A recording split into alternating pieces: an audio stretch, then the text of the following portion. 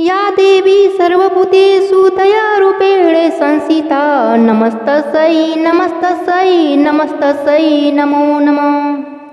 नमस्कार दोस्तों, आज मैं आपको नवरात्रि के दूसरे दिन सुनी जाने वाली माता ब्रह्मचारिणी की कहानी सुनाने जा रही हूँ। प्रेम से बोलिए ब्रह्मचारिणी माता की जय हो।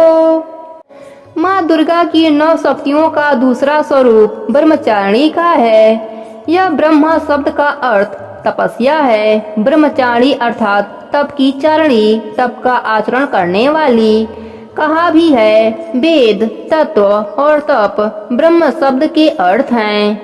ब्रह्मचारिणी देवी का स्वरूप पूर्ण ज्योतिर्मय एवं अत्यंत भव्य है। इनके दाहिने हाथ में जप की माला एवं बाएं हाथ में कमंडलू रहता है। अपने पूर्व जन्म में यह हिमालय के घर पुत्री रूप में उत्पन्न हुई थीं। तब नारद के उपदेश से इन्होंने भगवान शंकर जी को पति रूप में प्राप्त करने के लिए अत्यंत कठिन तपस्या की थी।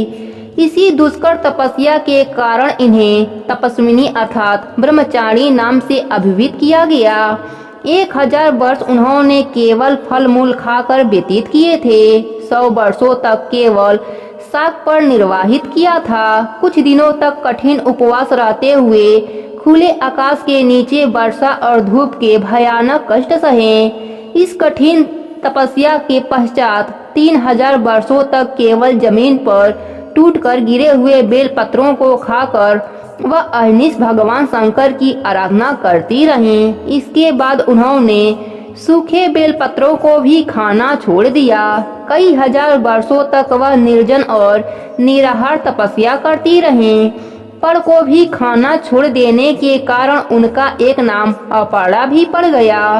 कई हजार वर्षों की इस कठिन तपस्या के कारण ब्रह्मचारिणी देवी का पूर्व जन्म का शरीर एकदम क्षीण हो उठा। वह अत्यंत ही कृशकाय हो गई थीं। उनकी यह दशा देखकर उनकी माता मेना अत्यंत दुखित हो उठी। उन्होंने उन्हें उस कठिन तपस्या से विरत करने के लिए आवाज दी, उमा, अरे नहीं, ओ नहीं। तब से देवी ब्रह्मचारिणी का पूर्व जन्म का नाम उमा भी पड़ गया था।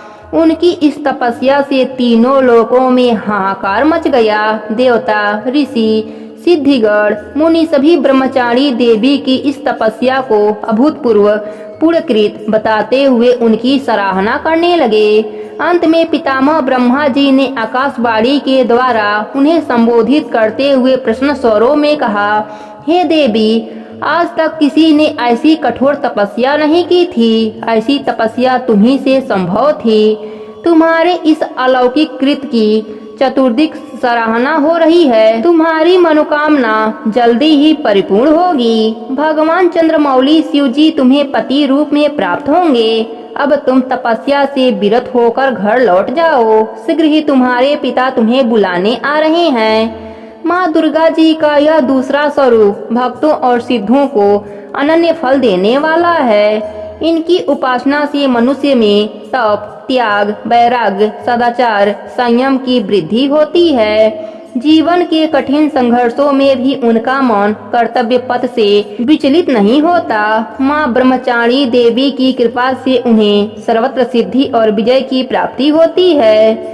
दुर्गा पूजा के दूसरे दिन इन्हीं के स्वरूप की उपासना की जाती है। इस दिन साधक का मन स्वाधिष्ठान चक्र में स्थित होता है। इस चक्र में अवस्थित मन वाला योगी उनकी कृपा और भक्ति प्राप्त करता है। हे माता, अपने सभी भक्तों पर अपनी कृपा बना के रखना। कहानी अधूरी हो तो पूरी करना, पूरी हो तो मान रखना। प्रेम से बोलिए ब्रह्मचारिणी माता की जय हो। दुर्गा माता की जय हो।